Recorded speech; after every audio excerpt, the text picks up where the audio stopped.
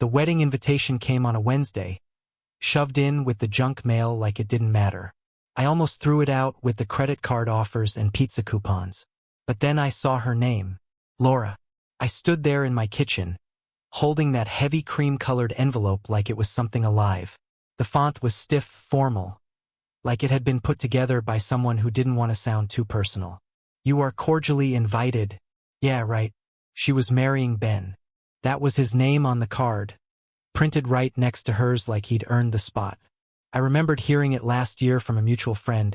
He was some finance guy, clean-cut, lots of money, exactly the type Laura would chase after leaving someone like me. What got me, though, was the way the whole thing read. "No, we hope you can come." No warm line or inside joke. Just details. Date, time, location, a link to their registry, and a photo on the back, her smiling in a way that didn't look real. That was the first time I'd heard from her in over 3 years. 3 years since she left me with nothing but a sticky note on the fridge and a half-frozen casserole. No explanation, just "I can't do this anymore." And now she wanted me at her wedding? I sat down at the table, the card still in my hand, and stared at it. She probably figured I moved on. Maybe thought I'd bring a +1 and show up to play nice. But I hadn't forgotten a damn thing. Quick note. Before we get too deep into this, tell me, where are you watching from? I flipped the invitation over again, slower this time. I couldn't even tell if she actually wanted me there or if it was some weird guilt move, like checking a box so she could say she tried to be civil. Either way, I decided I was going. Not to cry in the back pew or wish her well. I didn't care about redemption or closure or whatever fake word people like to throw around. I was going because I had the right to look her in the eye one more time. Because I wanted her to see what she walked away from and who she ended up with instead. I set the card down and opened my laptop. If she thought I'd just blend into the crowd and disappear, she was dead wrong. I booked the flight that night under my middle name, James. Nobody but my old HR files even had that on record, and I hadn't used it since high school. I didn't want Laura or any of her friends seeing my name on a guest list and getting curious. The flight was short, a couple of hours tops, into a mid-size airport 2 towns over from the venue. I didn't want anything traceable, no ride shares, no airport shuttles. I rented a car straight from the terminal, not the closest location, just enough distance to keep everything off the radar. The guy at the counter tried to upsell me on GPS and a convertible. I told him no to both. I didn't need flash, I needed quiet. I drove straight to a motel off Route 6, a beige dump sandwiched between a liquor store and a bait shop. No one with a wedding invitation in their hand was staying here. That's exactly why I picked it. The carpet smelled like mildew, and the showerhead had 2 settings, boiling or ice. I dropped my duffel bag on the bed and sat down hard. The springs groaned like they were tired of being there too. I pulled out the shoes I bought the day before. Shiny black leather, stiff as hell. I left them in the box. I wasn't planning on breaking them in. I wanted the discomfort. I needed the pinch. After what she put me through, walking around all day with sore feet felt like balance. I didn't pack much, just the suit, the envelope, and a handful of essentials. I wasn't here for a weekend getaway. I was here for one thing. Before I left home, I'd pulled out a file I kept locked away in the back of my closet. Not a real file, more like a mess of clippings, receipts, names, and printouts. Most people would have tossed that kind of stuff years ago. I didn't. I'm not most people. Everything in there pointed to what I already knew. Laura didn't just move on. She upgraded. Fast. She started dating Ben 6 months after she left, but his name had already come up on her phone before that. Not proof, but close enough. And now they were throwing this massive wedding, dressed up like a royal affair in the middle of small-town Indiana. And she thought I'd what? Sit at table 14 and smile politely? No. I sat at the tiny motel desk and opened the envelope. The wax seal was still intact. I didn't need to look inside. I already knew what was in it. What mattered was what it would do when it got into the right hands. The next morning, I drove the route from the motel to the church twice, timed the lights, looked for alternate exits, found where the guests would park and where I could leave my car without being seen. By the time I pulled back into the motel lot, I had the whole day mapped out. I wasn't going to cause a scene. I wasn't going to yell or break anything. That's not my style. But I was going to be seen. And what I brought with me, it wasn't just for Laura. That night at the motel, I sat on the edge of the bed and flipped through what I brought. It wasn't much, just enough to remind myself who Laura used to be. She hated when I folded shirts in half instead of thirds. Said it made the drawers look messy, like anyone besides us was ever going to open them. She couldn't stand clutter. Used to freak out over the smallest pile of junk mail. I'd stack it by the door, figuring I'd toss it eventually. That wasn't good enough for her. She wanted it shredded or gone, like it offended her just sitting there. I smiled at the thought. Not because it was funny, because it was so damn her. I opened the folder I brought and laid out what was inside. A copy of our old storage unit key, a few faded receipts from a weekend trip we never repeated, and a printout of her engagement announcement from a local newsletter. She'd registered at 2 places, Pottery Barn and some boutique I'd never heard of. Champagne flutes, monogram towels, silver-plated salad tongs. The kind of crap she used to roll her eyes at when we were broke and trying to keep the lights on. None of this was sentimental. I wasn't reminiscing. I kept these things the way people keep blueprints. To remember the layout. I had everything organized, methodical. Her job history since the divorce. The new car she leased last spring. Even the catering company for the wedding. I didn't need feelings to track this stuff. I needed patterns.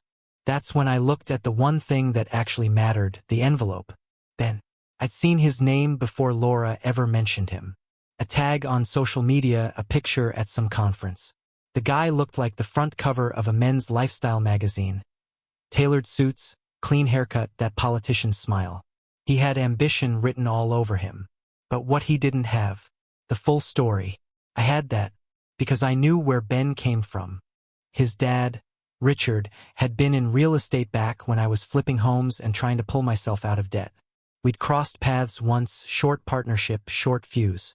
The guy smiled while screwing people and didn't flinch when things went sideways. He cost me nearly 20 grand and blamed me for it. Walked away clean. I never forgot. And now Laura was marrying into that. I bet she had no clue what kind of snake Ben's father really was. She probably thought she was climbing the ladder, marrying into legacy and class. She wouldn't ask questions, not if the money came with nice packaging. I stood up and stretched my legs. The cheap carpet scratched under my feet. Ben had the money. Laura had the face. But neither of them had the full picture. I opened the drawer next to the bed and pulled out a cheap motel notepad. Started writing down every little move I'd planned. Not because I'd forget, but because I wanted it in ink. This wasn't just about showing up. This was about precision. And the part they really didn't see coming was me. I left the motel right on schedule, 10:30 sharp. Drove the rental slow through the back roads, sticking to the shoulder when trucks came by. The church sat on a hill like it was dropped there by mistake. Too polished for a town this rundown. White stone, brand new roof, fake antique windows. I parked 4 blocks away behind an old Dollar General. Locked the car, slipped the envelope into my inside jacket pocket, and started walking. No one looked twice. That's how I wanted it. The street leading to the church was packed with high heels and pastel dresses. Everyone was grinning too wide, like they'd rehearsed how to look rich. The kind of people who took 3 selfies before stepping out of the car. I recognized some faces, mutual friends we hadn't talked to since the split. People who chose her side or worse, pretended there wasn't a side at all. A couple of them walked past me and didn't even flinch. Good. I kept my head down and walked toward the front steps like I belonged. Inside, it smelled like fresh lilies and money. Every pew had some embroidered ribbon or gold-lettered program sitting on it. Organ music echoed off the stone walls. Too dramatic, like a movie scene no one asked for. I stayed near the back. Not because I was nervous, because I needed to see everything. The guests kept filing in, laughing, hugging, playing their little parts. I spotted her before she noticed the crowd. Laura stood near the side doors, half hidden by a curtain. Her dress looked like something out of a magazine. Too white, too detailed, too perfect. It wasn't her. Not really. It was who she wanted people to think she was. Her hair was pinned tight, her makeup exact. But I saw the little giveaway. Her jaw clenched as she smiled at someone off to the side. Just for a second. That flash of tension before slipping back into the role. I took my seat near the exit, 2 rows from the back. Not too close, not too far. From here I could see the altar, the front rows, the aisle. More importantly, I could see Richard. He was seated right up front, just like I figured, shaking hands and nodding like a man who still believed his reputation meant something.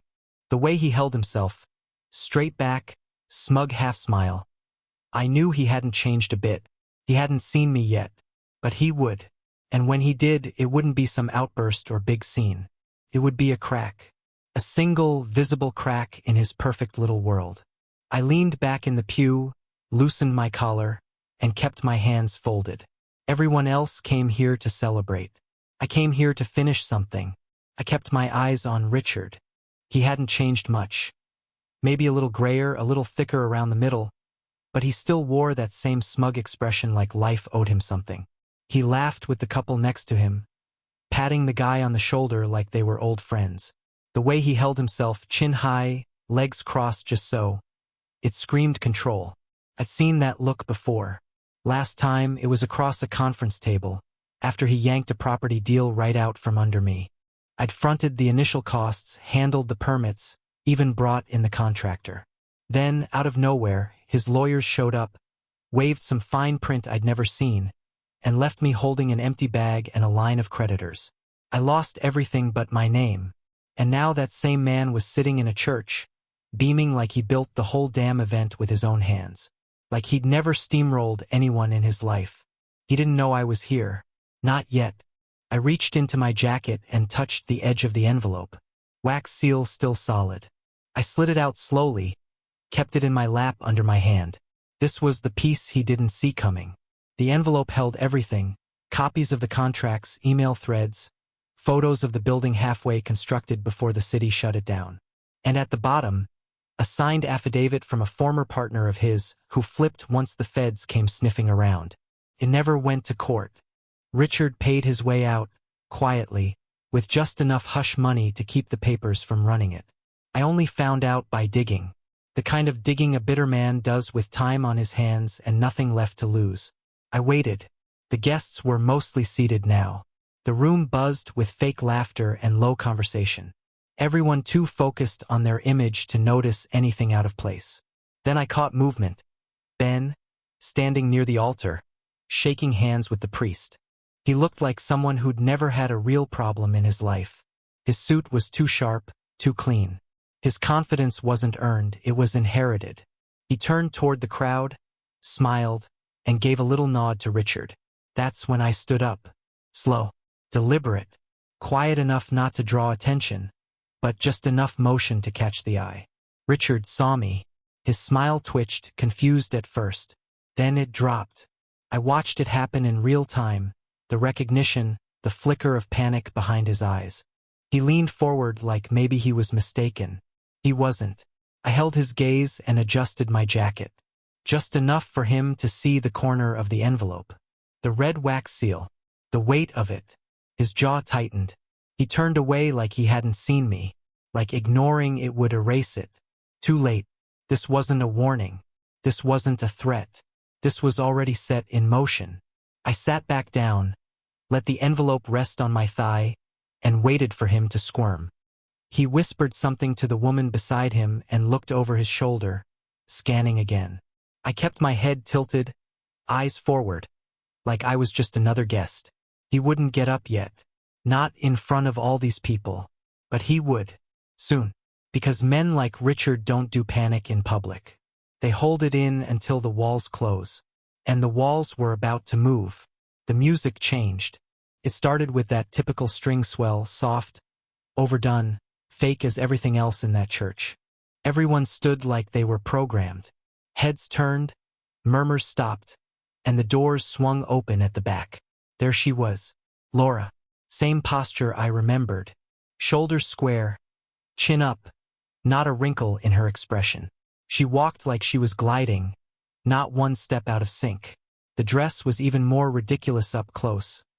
Layers of lace, A train long enough to drag behind a lie. She smiled, just barely. That practiced kind, the one you hold for cameras and strangers. And she looked right past me. Not a flicker of recognition. Not a pause. Not even the subtle twitch of someone seeing a ghost. To her, I didn't exist. But I did. I was right there, row 4 from the back, watching her walk straight into a life she thought she'd built clean. And she had no idea what was sitting in my jacket pocket. The envelope felt heavier now. Not just paper and wax, wait. Years. Everything she left behind. Everything she covered up. She kept walking, step smooth, bouquet held like a prop. Then I looked at Richard. Front row. Right side. He was turned slightly in his seat, angled just enough to keep me in his peripheral. His expression was carved in stone.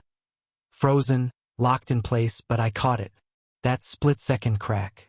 His eyes shifted from me to Laura. Back to me, then back to her. That's when it hit him. This wasn't about him anymore. It was about her. Because once she reached the altar, once those vows started rolling, there wouldn't be time to pull strings. No more damage control. He went pale. Not dramatic, not theatrical, just cold. His lips tightened, and he leaned back like someone pressed pause on his whole system. Everyone else was smiling, whispering, dabbing eyes. No one saw it. Just me. The priest stepped forward, clearing his throat. Dearly beloved. The words blurred. I wasn't listening. I was watching Richard's fingers grip the edge of the pew. He was sweating. I could see the shine on his temple, the way his collar pinched his neck. That control he carried like armor, it was slipping. And Laura? Still walking like nothing existed outside of that aisle. Smile perfect. Face blank. Not a clue. The silence after the priest spoke stretched too long. Not long enough to be wrong, but enough for tension to sit in the air like humidity. Richard hadn't moved, and I hadn't blinked. This was the moment, the shift. You could feel it. 100 people watching a fairy tale, and only 2 of us knew the trapdoor was already open. Laura stepped up to the altar. Ben reached out and took her hand. Richard's jaw locked. The envelope pressed against my ribs like a second heartbeat. Any second now. He stood up. Not fast, not frantic, just slow, controlled. But I saw the stiffness in his knees, the hesitation in his eyes. Richard didn't stand unless he had the advantage. And right now he didn't. People noticed. A few heads turned. A woman near him frowned like she wasn't sure if this was part of the ceremony. His eyes locked onto mine. The room got quieter, like the sound was pulling back. I stayed in my seat. I didn't need to move. He was already coming. One step at a time down the center aisle. His shoes echoed louder than they should have. No one else was moving. Everyone could feel something was off, but no one knew what to do with it. The priest stopped mid-sentence. Ben glanced sideways. Laura turned her head, brows pulling tight. She didn't see me yet, but she would.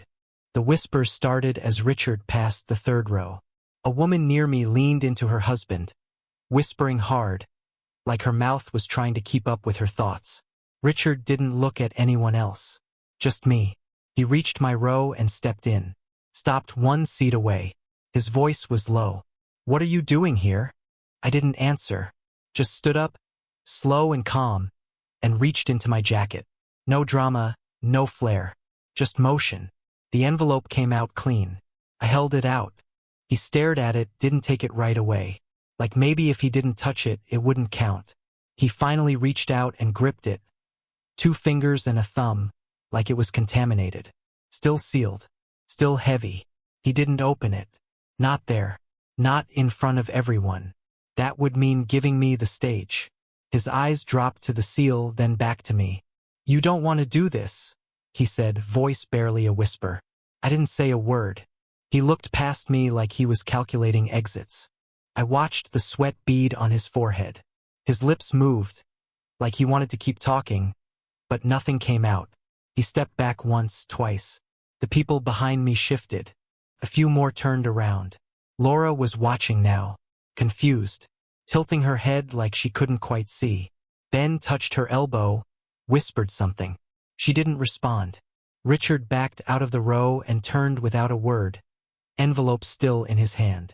He headed down the aisle, not toward the front, but off to the side. The whispers were growing. Someone near the front asked, "Is he okay?" No one answered. I sat back down. Laura's eyes scanned the room, squinting toward the back. I saw the moment she found me. Just a flicker, recognition, disbelief, something that hit her like a slap in the face. She opened her mouth like she wanted to speak, but the priest was talking again, trying to pull it back together. Too late. Richard was gone from view now, ducked into one of the side rooms off the main hall. And I just handed him the match. All I had to do now was wait for the fire. I stayed in my seat. The priest tried to carry on, his voice a little shaky now, like he couldn't decide if he should stall or power through. Guests were whispering, heads turning like it was a tennis match. The whole room had shifted, buzzing, uneasy. But I didn't move. I kept my eyes on the side door where Richard had slipped out. 2 minutes passed, maybe 3. Then I saw him reappear. He wasn't alone. Ben followed behind him, shoulders tight, brow drawn low. Neither of them looked at anyone else. They just moved straight down the aisle, sharp and fast. No smiles, no greetings. They didn't return to the front row. Instead, Richard veered off again, this time into a small side room near the altar. One of those church family rooms they use for crying kids and last-minute bridal freakouts. Ben hesitated, glanced toward Laura, then followed. Laura looked around, obviously lost. Ben didn't even give her a signal. I waited 10 seconds, then stood and moved down the side of the church, quiet and steady. No one stopped me. No one dared. The door wasn't fully shut. I stood just outside, out of sight, and listened. Inside, I could hear paper rustling, the sound of pages being flipped. 1, 2, then a pause. Where the hell did he get this? Ben's voice, low but shaking. Not furious, just gutted. Richard didn't answer right away. "I told you this was handled," Ben said, louder this time. "You said there was no paper trail." "There wasn't," Richard muttered. "Not officially." That word, officially, said everything. There was a silence. Cold, heavy one. Then Ben again. "You lied to me." Richard didn't deny it. I pictured his face. Jaw clenched, lips tight, sweat collecting at his temples again. Probably trying to remember what exactly was in the envelope, how much I knew, what I left out, and what else I might still have. He didn't realize he had it all. Every last piece. Tied together, printed clean, signed, and time-stamped. Nothing forged. Nothing exaggerated.